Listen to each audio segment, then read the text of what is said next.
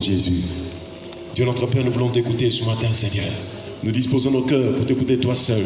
Toi qui es le Dieu vivant, toi qui es le Tout-Puissant, toi qui es le Dieu de gloire. Laisse que ton nom soit glorifié au nom de Jésus-Christ. Merci Seigneur. Amen. Amen. Voilà. Que Dieu soit loué. Nous sommes en train donc de continuer des sous-thèmes, selon que l'esprit ou le mouvement de l'esprit est en train de nous conduire. Précisément, nous sommes en train de voir donc quels sont les signes, quelles sont les significations de la connaissance de Dieu. Parce que nous avons dit que si nous n'avons pas la connaissance de Dieu, c'est une honte. L'ignorance de Dieu, c'est une honte. Le manque de connaissance de Dieu, c'est une honte. Et la honte, c'est l'opprobre. L'opprobre aussi, c'est un malheur, c'est une malédiction. Et donc, lorsque nous venons dans la présence de Dieu, c'est aussi pour être délivré. C'est aussi pour être affranchi des malédictions de la servitude. Est-ce qu'on peut acclamer le Seigneur?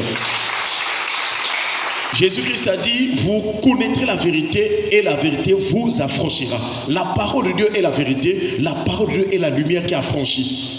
Avec tout ce que nous avons dans nos familles, les rencontres, avec les amis, au travail, ainsi de suite, il y a beaucoup de choses que nous contractons. Il y a beaucoup de choses qui nous influencent. Il y a beaucoup de choses qui se passent sur le plan spirituel de notre vie. Mais lorsque nous nous présentons devant le Seigneur, alors le Seigneur nous décharge. Alléluia.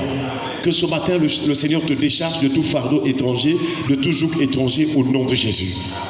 Voilà, donc nous sommes en train de voir la connaissance de Dieu. Quels en sont les signes? Nous sommes précisément sur la vie de Christ. Parce que nous avons dit que la connaissance, c'est la vie. La vie aussi, c'est la connaissance. D'après Jean chapitre 17, verset 3, Jésus-Christ a dit, « Or, la vie éternelle, c'est qu'ils te connaissent, toi le seul vrai Dieu, et celui que tu as envoyé, Jésus-Christ. » Est-ce qu'on peut acclamer le Seigneur? Et nous avons vu que si tu comprends bien ce texte, ça veut dire que ce texte parle de Jésus. Parce que la vie éternelle, c'est qu'ils connaissent le seul vrai Dieu. D'abord, qu'il y a un seul Dieu. Et ce Dieu-là est le véritable Dieu. Ensuite, on dit, et celui que tu as envoyé, Jésus-Christ. Donc le Dieu véritable qui est invisible est connu par celui qui l'a envoyé, Jésus-Christ, qui est l'image du Dieu. Alléluia. Et donc, si on connaît Jésus, on connaît Dieu. Et donc, si on accepte Jésus-Christ, on accepte aussi Dieu le Père. Voilà pourquoi 1 Jean chapitre 5 nous en dit long, pour dire que nous avons connu, nous connaissons le Seigneur par son Fils, qui est le Dieu véritable et la vie éternelle. Donc, Jésus est Dieu. Et donc, frères et sœurs, la vie, c'est la connaissance. Alors, comment est-ce que Jésus marchait sur la terre? Comment est-ce que Jésus marchait sur la terre? Quels en sont les traits caractéristiques de la vie de Jésus? C'est ce que nous sommes en train de voir dans Actes chapitre 10, le verset 38. La Bible déclare, vous savez comment Dieu a oint du Saint-Esprit et de force Jésus de Nazareth, qui allait de lieu en lieu, faisant du bien et guérissant tous ceux qui sont sous l'empire du diable, car Dieu était avec lui. Est-ce qu'on peut acclamer le Seigneur? Nous avons rappelé que la vie, c'est un ensemble d'actions. Les actions que tu poses constituent ta vie. L'ensemble de ce que tu fais, que ce soit en parole, que ce soit en œuvre, que ce soit en action, alors c'est cela qui constitue ta vie. Donc dans ce passage, premièrement, c'est ce que nous avons vu, que Jésus avait été oint. Il était oint du Saint-Esprit. Le signe que nous avons la vie de Dieu, c'est avoir l'onction du Saint-Esprit. Voilà pourquoi il a dit aux disciples que vous recevrez une puissance, le Saint-Esprit survenant sur vous, et vous serez mes témoins. Pourtant, les disciples avaient déjà reçu la parole. Ils avaient été déjà enseignés de la parole véritable, la parole pure. Mais pour aller témoigner, pour que les gens voient Christ ou Dieu dans la vie des apôtres, il fallait qu'il ait la puissance du Saint-Esprit. Alléluia. Donc le Saint-Esprit est le signe de Dieu, le signe de la présence de Dieu. Là où le Saint-Esprit se manifeste, c'est Dieu qui se manifeste là. Et c'est là où nous comprenons que le signe que nous avons la vie de Dieu, que nous avons la connaissance de Dieu, c'est donc l'œuvre et l'action du Saint-Esprit. Voilà pourquoi au sein de la Bible nous montre la différence entre les œuvres de la chair et les œuvres de l'esprit. L'affection de la chair et l'affection de l'esprit. Parce que l'affection de la chair est inimitié contre Dieu. L'affection de la chair, c'est la mort. Mais l'affection de l'esprit, c'est la vie et la paix. Or, la vie et la paix, c'est la personne de Christ. Est-ce qu'on peut acclamer le Seigneur?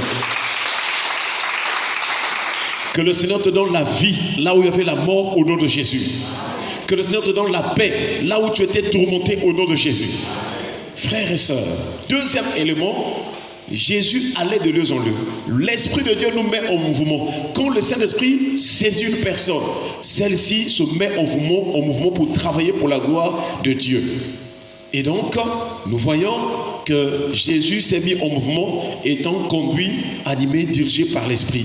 Alors, qu'est-ce que Jésus faisait dans ses actions? La Bible déclare, faisant du bien. Une personne qui a l'Esprit de Dieu, une personne qui a Dieu, une personne dans le cœur duquel Dieu réside, cette personne va pratiquer le bien. Parce que le bien, c'est de Dieu. Le bien, c'est le bonheur. Le bien, c'est quelque chose qui vraiment console. Le bien, c'est vraiment toute une guérison. C'est pourquoi ce qui s'ensuit, la Bible déclare, guérissant ceux qui étaient sous l'empire du diable. Donc Dieu nous a créés pour apporter le bonheur aux autres. Dieu nous a créés pour apporter la consolation. De la même manière que Dieu nous a apporté la consolation, nous aussi nous sommes les ambassadeurs de Christ. Nous sommes vraiment les dispensateurs. Nous sommes de ceux qui véhiculent, qui apportent le bien aux autres. Alléluia. Voilà pourquoi tous les jours de ta vie, n'oublie pas de faire du bien. Le Saint-Esprit est capable de donner la force de faire le bien. Frères et sœurs, chaque jour quand nous nous réveillons le matin et tout au long de la journée, nous devons faire du bien parce que c'est la volonté du Père. Est-ce qu'on peut acclamer le Seigneur? Nous allons voir l'exemple d'un homme. Il s'appelle Joseph. Nous sommes dans Matthieu chapitre 1, verset 19. Il est écrit, Joseph, son époux, qui était un homme de bien. Est-ce qu'on peut acclamer le Seigneur? Joseph, son époux, qui était un homme de bien, et qui ne voulait pas la diffamer, se proposa de rompre secrètement avec elle. Ça, c'est l'histoire ou la vie de Joseph. Joseph avait aimé une femme. Cette femme s'appelle Marie. Cette femme était vierge. Elle n'avait pas encore connu d'homme. Car lorsque l'ange Gabriel est allé visiter Marie, en la saluant, il dit, je te salue Marie, toi à qui une grâce a été faite. J'aimerais te dire, frères et sœurs, ce matin même si nous sommes réveillés, c'est par la grâce de Dieu. Tout ce que nous faisons, c'est par la grâce de Dieu. Tout ce que nous recevons, c'est par la grâce de Dieu. Donc ce jour-là, l'ange rappelle à Marie que Dieu lui avait fait grâce. Alléluia. N'oublie jamais dans tes prières pour dire, Seigneur, fais-moi trouver grâce à tes yeux. Seigneur, accorde-moi la grâce. Seigneur, fais-moi grâce. Et même aussi miséricorde. La grâce de Dieu, c'est extraordinaire. La grâce de Dieu, c'est toute une bénédiction. La grâce de Dieu protège. La grâce de Dieu ouvre les portes de bénédiction. Lorsqu'une personne a la grâce, elle va réussir. Lorsqu'une personne a la grâce, même là où les gens ne réussissent pas, frères et sœurs, la personne qui a la grâce de Dieu, les portes seront ouvertes. Parce que la grâce de Dieu, c'est le don de Dieu. Jésus est le don de grâce. Si tu as la grâce de Dieu, si tu as la faveur, je t'assure, même là où les autres ne réussissent pas, toi tu vas réussir, tu verras la gloire de Dieu. Voilà pourquoi tu dois prier le Seigneur qu'il te fasse grâce. Frères et sœurs, donc Joseph va entrer donc en observation avec cette femme ou cette fille qu'il avait aimée, que nous citons donc Marie. Marie était vierge. Et donc, Dieu dans sa vision, Dieu dans son projet, il avait décidé donc que son fils Jésus vienne parmi les hommes. Et donc, le moyen par lequel Jésus devait venir, ce devait être le moyen du Saint-Esprit. Parce que Dieu agit ou fait toutes choses par le Saint-Esprit. Est-ce qu'on peut acclamer le Seigneur? C'est là où l'ange va venir parler à Marie. Je te salue Marie, toi à qui une grâce a été faite. Marie était étonnée de cette salutation. Parce que Marie était une femme comme toutes les autres d'abord. Elle était une personne humaine comme toutes les autres. Et elle ne comprenait pas que signifiait cette salutation. Si Marie était extraordinaire, elle aurait compris, elle aurait su la signification spirituelle de cette salutation. Mais comme elle était d'abord une femme ordinaire comme toutes les femmes, qui a reçu la grâce de Dieu, elle n'avait pas compris le sens de la salutation. C'est là où l'ange Gabriel va commencer à expliquer à Marie ce que signifiait cette salutation. La grâce dont vraiment elle avait reçu, c'est que le Fils de Dieu devait naître d'elle. Alléluia. Voilà la grâce que Dieu lui a accordée. Et donc l'ange Gabriel a expliqué à Marie, en tout cas, de toi naîtra le Fils de Dieu. Jusque-là même, quand l'ange parle à Marie, Marie dit, mais moi je ne connais point d'homme. Je ne connais point d'homme. Comment cela se ferait? Elle dit à l'ange, moi je suis encore vierge. Comment cela se ferait que moi je tomberais enceinte? Donc même les aspects, les problèmes spirituels où la main de Dieu, le miracle par le Saint-Esprit, Marie n'en connaissait point. Et elle dit, moi je suis vierge, comment deviendrai-je enceinte? C'est là où l'ange Gabriel va dire à Marie, le Saint-Esprit viendra sur toi et la puissance du Très-Haut te couvrira de son ombre. C'est pourquoi le Saint-Enfant qui naîtra de toi sera appelé Fils de Dieu, Fils du Très-Haut. Est-ce qu'on peut acclamer le Seigneur? Les choses de Dieu ne doivent pas être comprises par le raisonnement humain.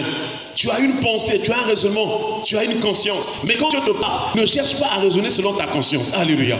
Parce que Dieu agit par sa puissance. Et les miracles que tu accomplis doivent surpasser, dépasser notre entendement humain afin qu'on sache que c'est Dieu qui agit. C'est-à-dire Dieu va faire des choses dans ta vie qui dépassent l'entendement pour qu'on sache que c'est Dieu ou c'est la main de Dieu. Alléluia. Et c'est là où donc Marie, l'ange donnait la réponse que tu vas être enceinte par la vertu du Saint-Esprit. Et quelque temps après, Marie est tombée enceinte. Quand Dieu dit, quand Dieu parle, quand un messager de Dieu dit les choses qui viennent de Dieu, ces choses-là ne ratent jamais. Ces choses-là s'accomplissent. Comme l'ange Gabriel était venu comme le messager, c'est lui aussi le messager de Dieu, l'ange Gabriel, qui apporte les informations de Dieu. C'est ce qu'il a fait aussi avec Zacharie, frères et sœurs. Et donc, quand Dieu parle réellement, ça ne rate pas. Voilà pourquoi nous devons compter sur la parole de Dieu. Alléluia. Parce que si la parole de Dieu te dit quelque chose, sache que celle-ci va s'accomplir, va se réaliser. Frères et sœurs, quelque temps après, Marie va tomber enceinte par la vertu du Saint-Esprit, sans avoir couché avec un homme, sans avoir connu un homme. Elle est encore vierge. Donc une vierge qui ne connaît point d'homme est tombée enceinte. Est-ce qu'on peut acclamer le Seigneur? C'est là où Joseph, son fiancé. En Israël, quand on était fiancé, on ne couche pas encore ensemble. On n'habite pas encore ensemble. Mais chez nous, là, ce n'est pas possible. Il y a des gens qui créent des fiançailles. Il y a des gens qui déjà, dès qu'on se voit avec un homme, on cause 2 fois, 3 fois. Allez, viens à la maison. Bah! Tu comprends ce que je veux dire? Et c'est comme ça que les gens ramassent, les démons ramassent des choses. Pendant que quelqu'un t'a courtisé, vous vous observez, vous ne devez pas vous coucher ensemble. Vous ne devez pas vous connaître. C'est un temps d'observation.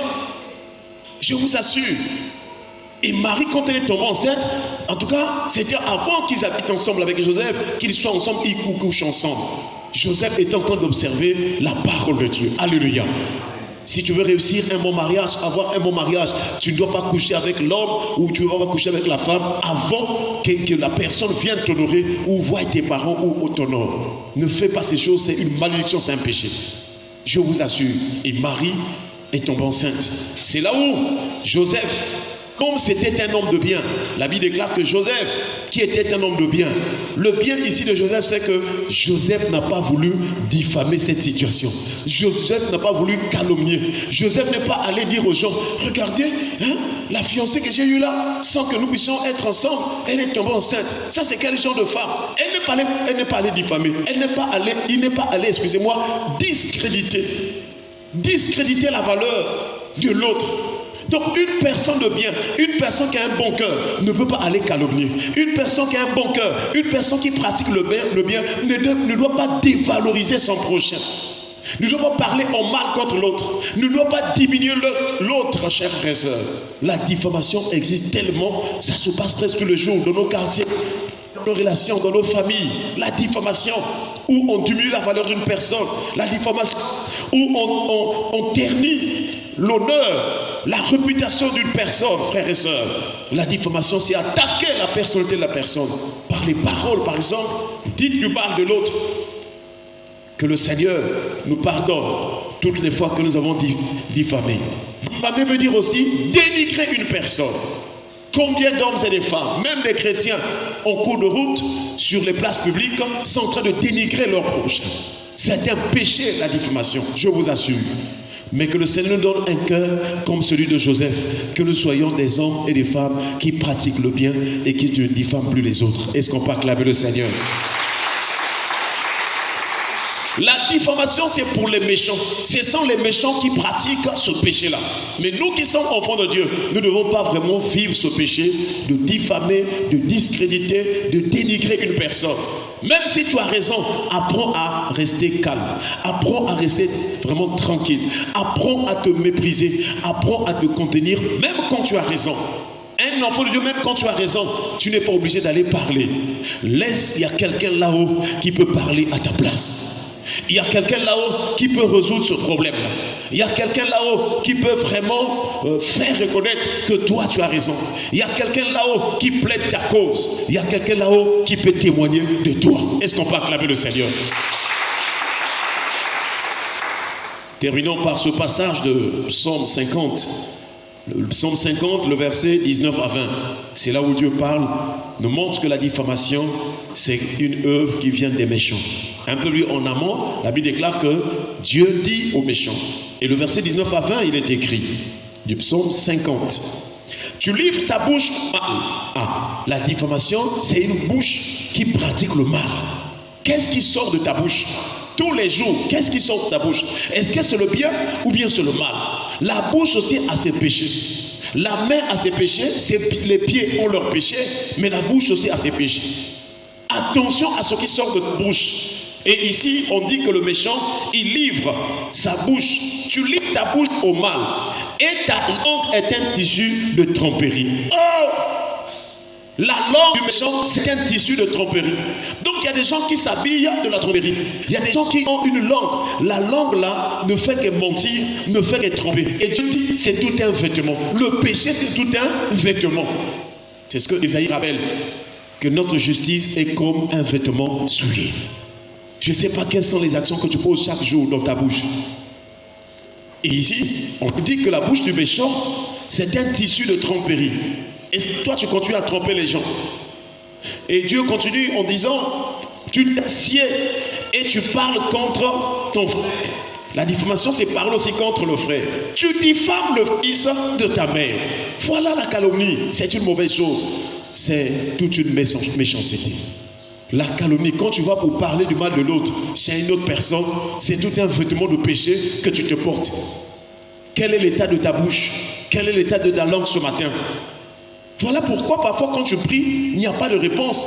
Dieu n'exauce pas parce que ta langue est un tissu de tromperie. Hier tu as trompé une personne, avant-hier tu as trompé, peut-être ce matin encore tu as trompé. Que le Seigneur nous pardonne. Alléluia. Que le Seigneur pardonne notre bouche ce matin au nom de Jésus. Là où nous avons pratiqué le mal, là où nous avons trompé les autres, que le Seigneur nous pardonne. Mais sur les têtes dans la prière. Je vais prier pour remercier le Seigneur pour sa parole. Tu vas prier aussi pour que le Seigneur pardonne ta langue de toute tromperie, de tout mal.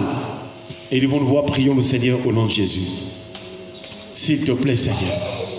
Merci pour ta parole.